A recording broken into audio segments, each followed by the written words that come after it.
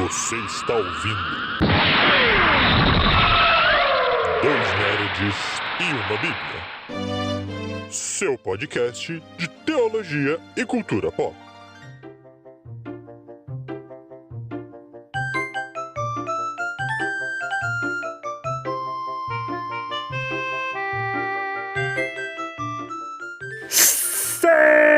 Seja muito bem-vindo, meus amigos e minhas amigas, a mais um Dois Nerds e uma Bíblia, seu podcast de teologia e cultura pop. Eu sou o Beto, sempre com vocês aqui, o seu host de plantão favorito, e comigo aqui o meu amiguinho, o Lucas. Bem-vindos a mais sua rodada de nerdice e teologia aqui no Dois Nerds e uma Bíblia. Hoje talvez mais teologia do que nerdice, porque nós também gostamos de falar bastante de teologia. E se você gosta do que a gente fala aqui, se gosta do que a gente conversa por aqui, já curte, compartilha, comenta, espalha aí. Esse podcast de Dois Nerds ajuda a gente a torná-lo cada vez mais conhecido. Isso, meu povo. E hoje realmente conteúdo bem mais teológico, porque, meu amiguinho, vamos de Nós Explica e vamos falar de encarnação.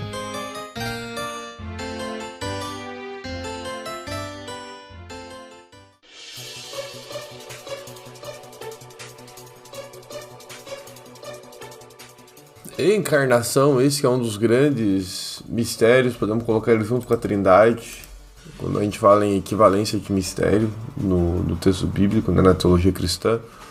A gente tem alguns temas que eles são mais complexos, que a gente tem há uma incompreensão racional muito maior do que outros. Trindade é um deles, a gente já falou dele em algum cast, em algum momento do passado aqui no Dois Nerds da Bíblia, mas outro assunto que também causa esse espanto racional é a encarnação.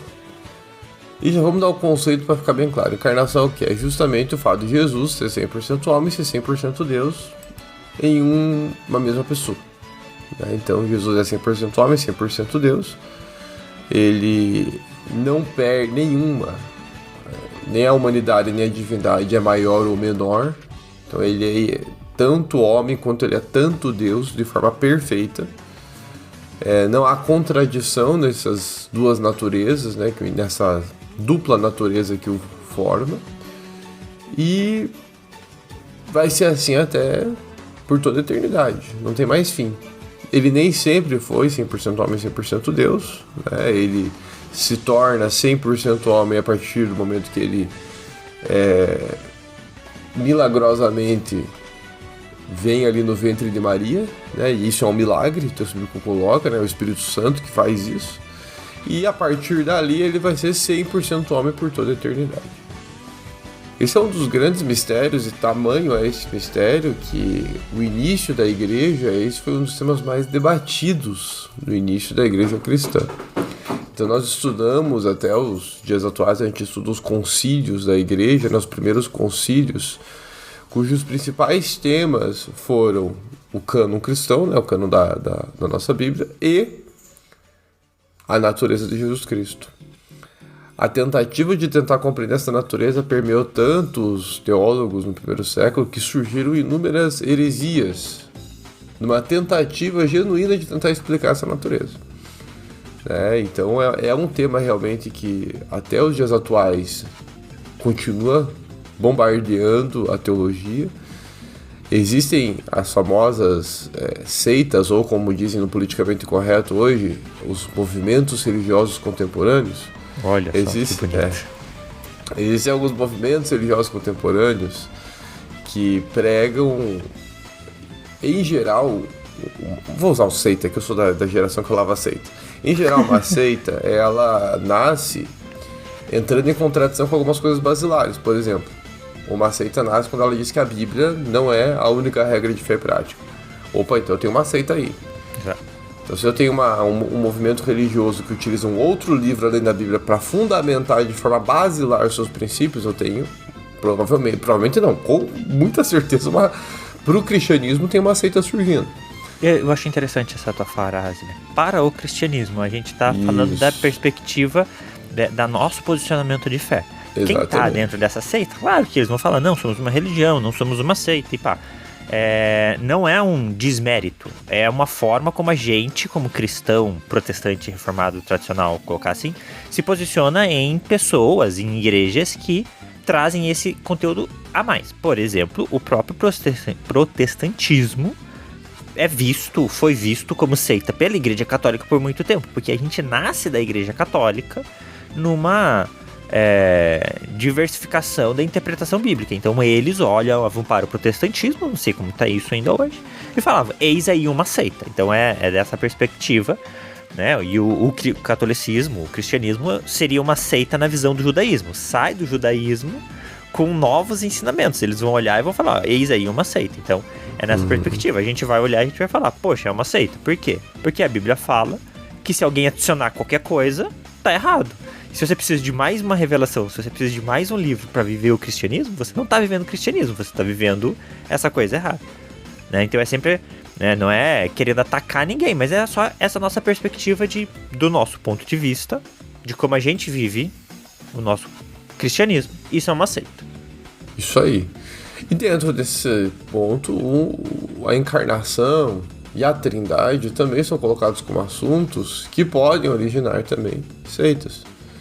Então, divergir que Cristo é 100% homem e 100% Deus pode ser indício de uma seita também.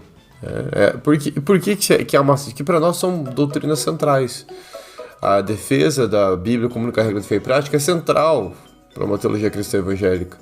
A defesa da encarnação é central para uma teologia cristã. A defesa da trindade é essencial para o cristianismo, não é nem só para os evangélicos, é para o cristianismo como um todo, né? A encarnação também é para o cristianismo.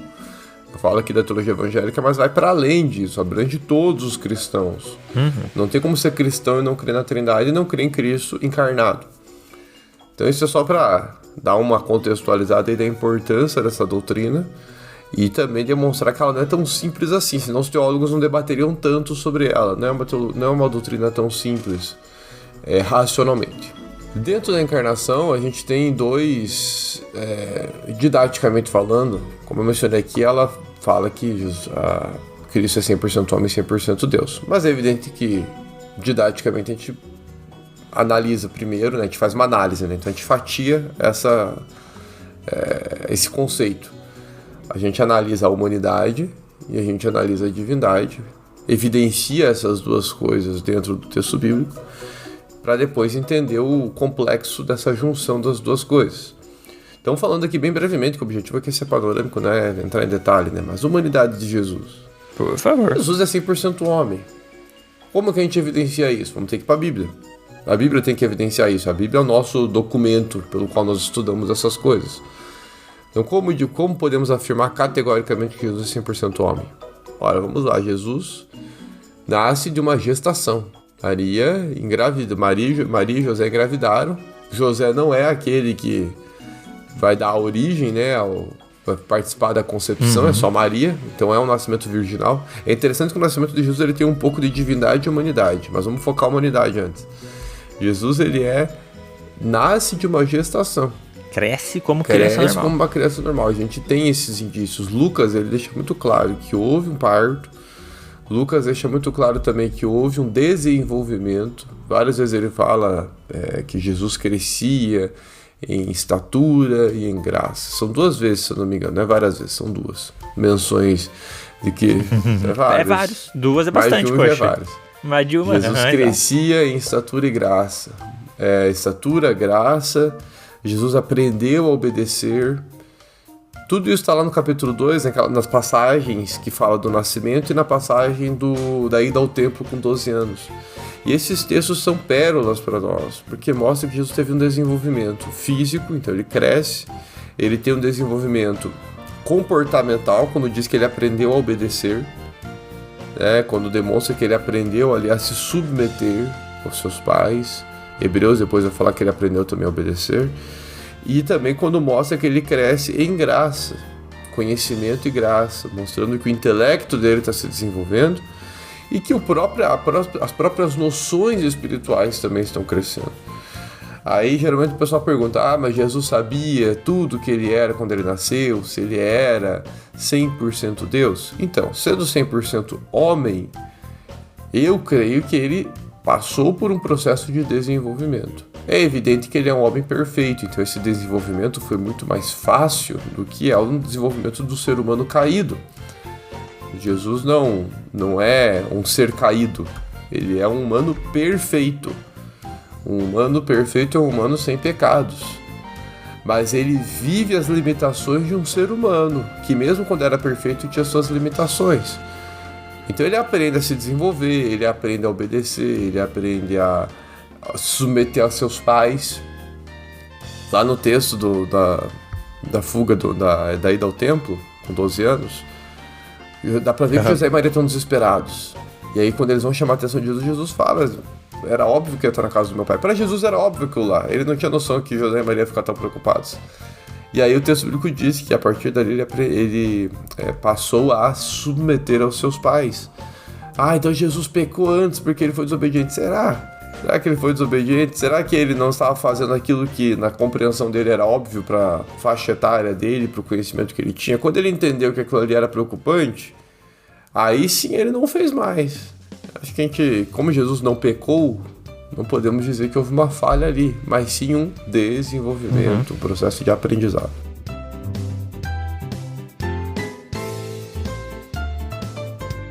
Além disso, Jesus teve fome. Isso aí a gente já sabe, geralmente a gente sabe mais. Jesus teve fome, Jesus teve sede, Jesus se cansou, Jesus foi tentado em todas as coisas. Esse não está nos evangelhos, está em Hebreus. Jesus foi tentado em todas as coisas sem pecado, tá? Mas o fato dele ser tentado coloca ele como humano perfeito. Por outro lado, eu também tenho Jesus sendo 100% Deus. Eu tenho textos bíblicos, por exemplo, no Nascimento, que colocam Jesus como não sendo fruto de uma concepção de um homem e de uma mulher, mas sim de um milagre do Espírito Santo. Deus ele realizou um milagre no ventre de Maria, de tal forma que ela concebe uma criança sem ter a participação de um homem. Jesus ele realiza também, ele tem algumas condições na sua natureza encarnada que um homem comum não faria. Jesus, por exemplo, ele realiza milagres pelo poder dele mesmo. Ele não ora clamando a alguém para curar. Ele ora em nome dele mesmo. Ele é a autoridade final do milagre. Isso qualifica como Deus. Ele é o nome pelo qual pessoas são perdoadas. Isso em vida ainda. Ele não foi ainda morto e ressuscitado. Então Jesus tem uma onipotência própria. Jesus tem uma capacidade de perdoar pecados. Jesus é eterno. Antes que Abraão existisse, nascesse, eu sou. Jesus se apresenta como o mesmo Deus que havia se revelado a Moisés em Êxodo 3. Jesus ele é onipresente. Antes de ir para o céu, ele olhou para os seus discípulos em Mateus 28 e disse: essa é uma promessa, estarei convosco todos os dias até a consumação dos séculos. Ora, para estar com todos os crentes, todos os dias, ele teria que ser onipresente. O texto me foi dado todo o poder sobre os céus e a terra também. Isso. Valida o poder de divindade. Me foi dado todo o poder. Todo o poder. Então Jesus ele tem também 100% de divindade em si. E outra evidência de que ele é divino: Jesus não pecou. Jesus não morreu, pelo menos não na sua divina natureza, porque ele é eterno. Jesus morreu na sua natureza humana, mas isso eu falo daqui a pouco quando a gente fala de encarnação. O fato é que a gente tem evidências de que esse Jesus é o ponto da encarnação. Esse é um ponto da encarnação. O fato é que Jesus é homem e Deus perfeito. Jesus é homem e Deus perfeito. Mas me diz aí, é 50-50, é 75-25? 100% homem, 100% Deus. Perfeito. Quando tentaram colocar 50-50, surgiu uma heresia, eutiquianismo. Não pode. Não pode. O eutiquianismo previa que tinha um pouco da natureza humana, um pouco da natureza divina, formou uma terceira natureza. Então Jesus tinha uma terceira natureza, não era nem humana nem divina, era um pouco das duas misturada. É tipo carro híbrido. Tipo carro. Não é nenhum nem outro. Nenhum nem outro, isso aí. Heresia condenada pela igreja no século V, século IV, por ali. Não pode. Às vezes ele era 100% homem, às vezes ele era 100% Deus, dependendo da vez que ele estava agindo. Mas aí ele não poderia ser homem enquanto ele tá sendo Deus? Não pode também. Não pode. Tem nome também, eu nunca lembro o nome das heresias, mas tem nome. Isso aí, se eu não me engano, é nestorianismo. Nestorianismo, que é Jesus, ele é uma única pessoa, eles são duas pessoas, ele não é uma única pessoa. São duas pessoas, tem uma pessoa divina e uma pessoa humana.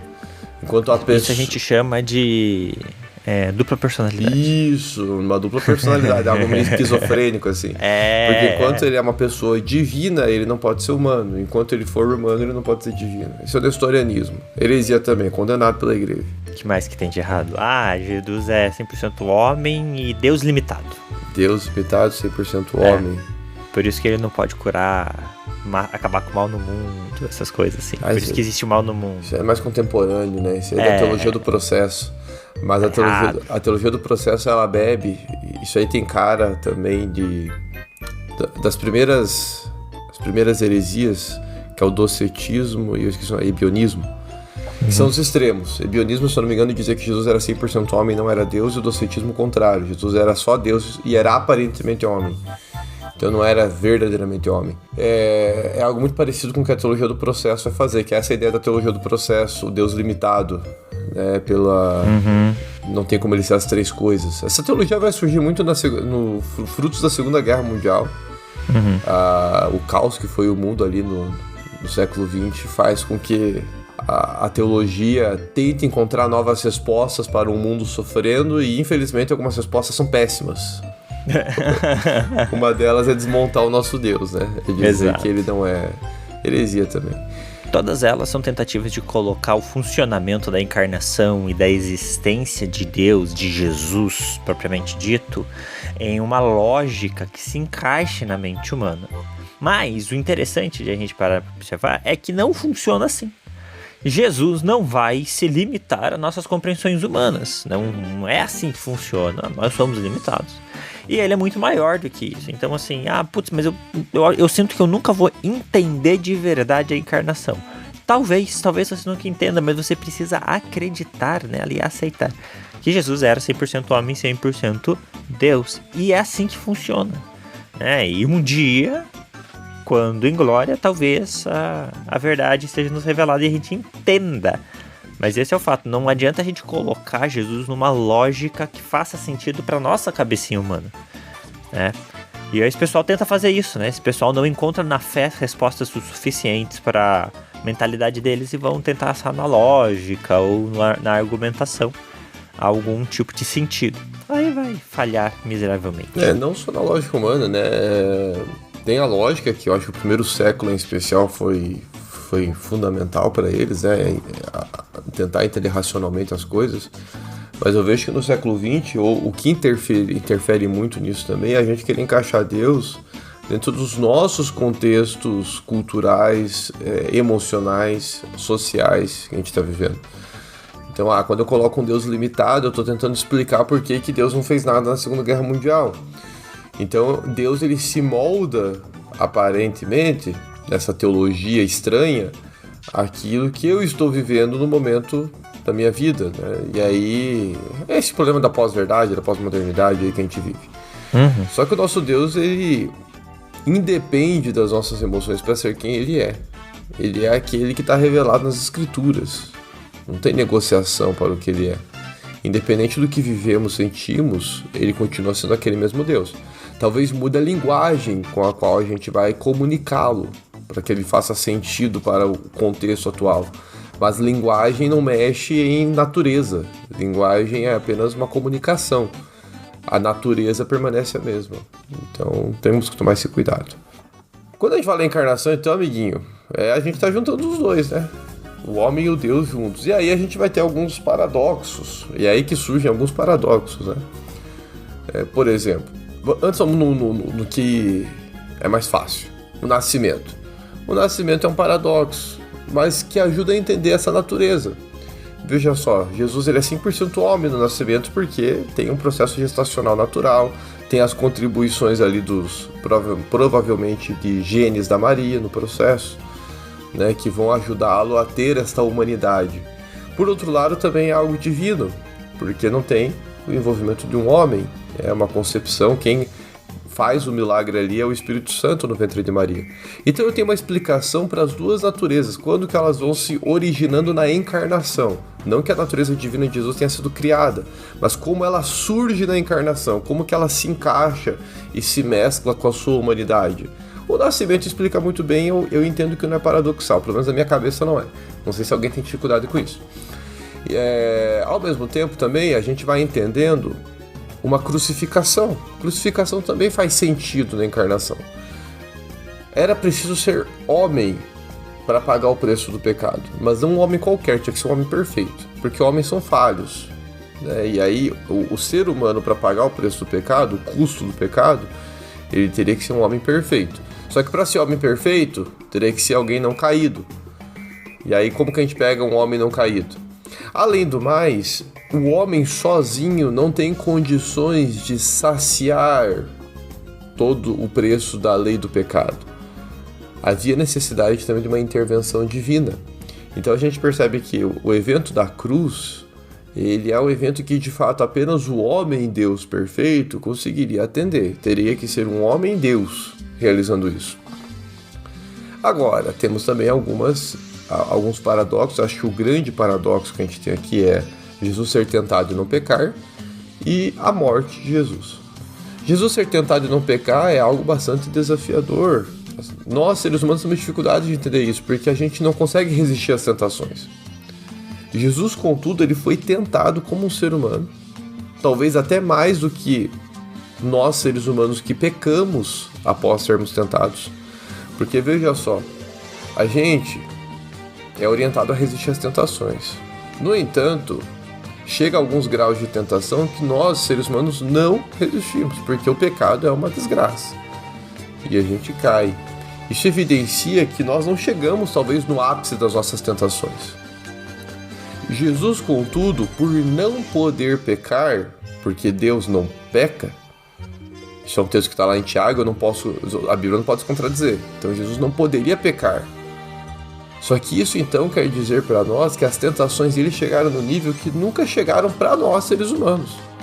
Porque nós, quando chegamos num nível, sei lá, uma escala de 1 a 10, no nível 7 de tentação, a gente já cai. A gente pensa que está no nível 10, mas está no nível 7.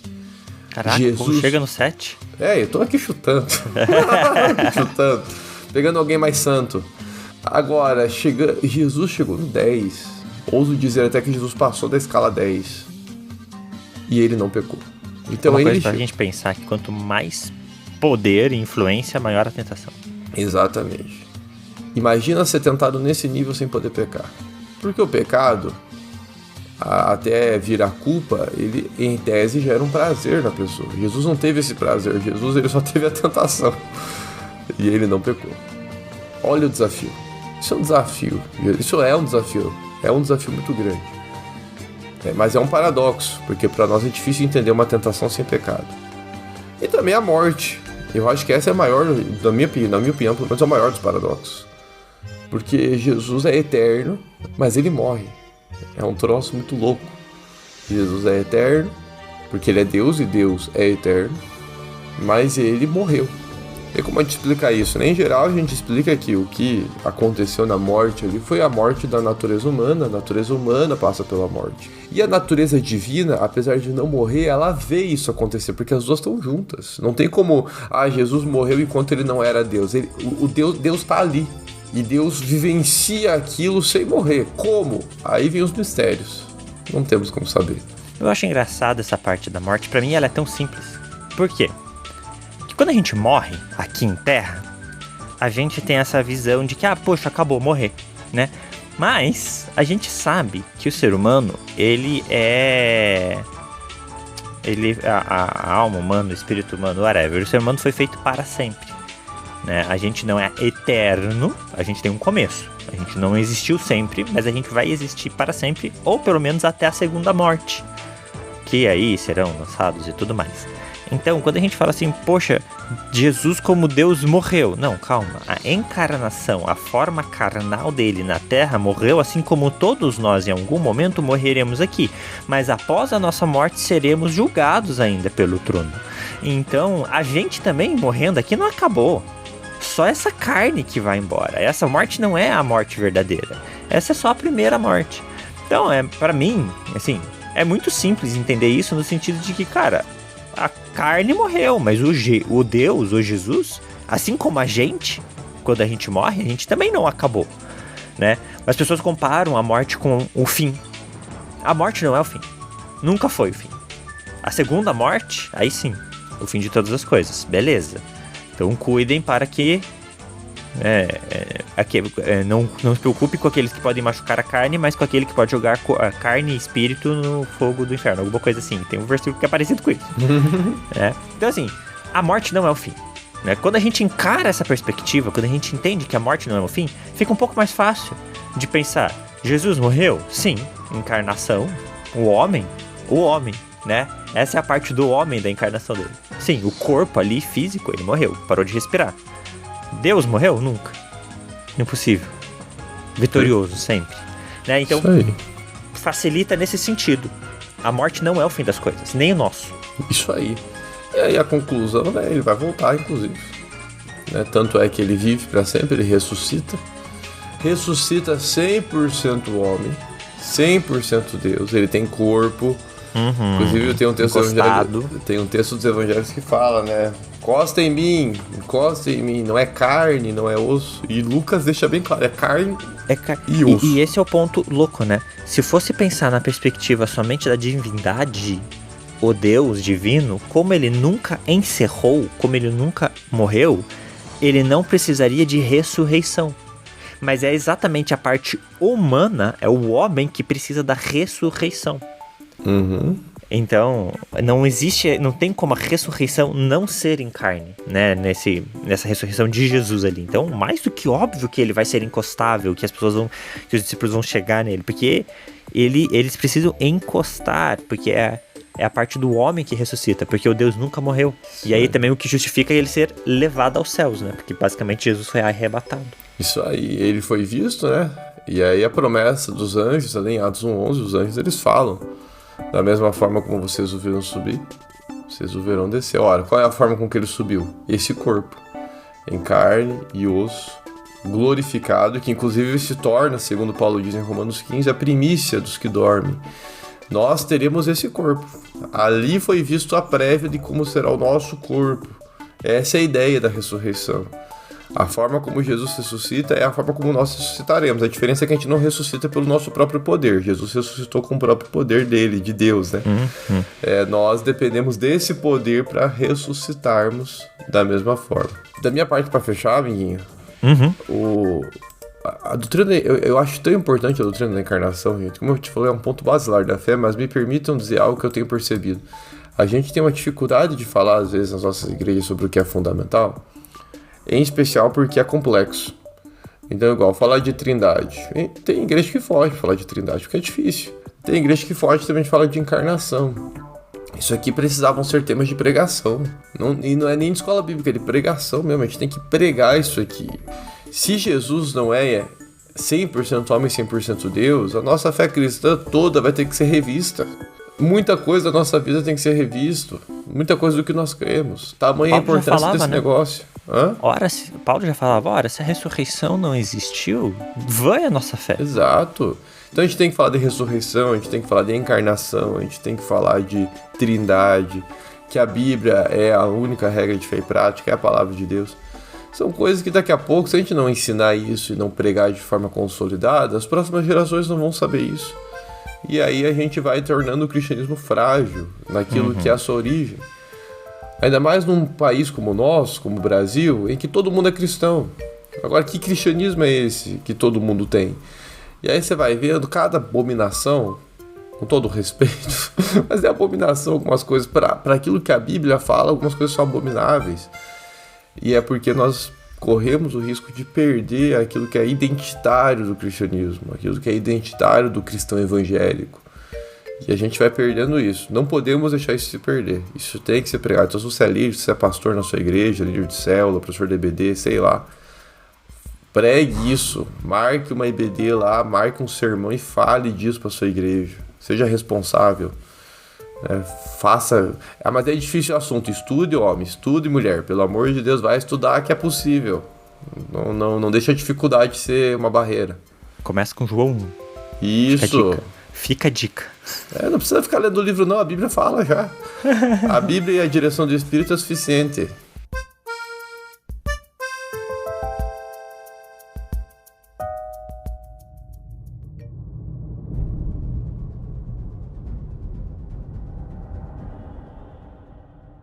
É isso, meu povo! A gente gosta de dar uma aula de vez em quando. A gente não é se achando, falando, é uma aula, porque a gente é bom. Não, é uma explanação, uma explicação, uma exposição de um conteúdo. É uma aula, tá? Mas a gente gosta de trazer esses conteúdos mais teológicos, porque, como o Lucas falou, gente, isso aqui é não só básico, isso é importante. Isso é importante. Eu concordo plenamente com cada palavra que você disse, amiguinho. A gente tem visto pessoas se afastar de elementos basilares, de elementos básicos do cristianismo. E, cara, a gente não pode aceitar isso. A gente não pode permitir que a dúvida com o que é básico entre na nossa cabeça. Não é porque é básico que é fácil, gente. Não é isso. Que é básico porque é inicial. O que me faz lembrar de outro texto do Paulo, que ele falava assim, poxa, eu queria dar comida sólida para vocês, mas eu tenho que voltar no leite. É um pouco sobre isso. A gente tem que às vezes voltar nesses básicos, porque a gente deixa eles escaparem da nossa mente. Então, é importante, a encarnação é basilar, extremamente importante.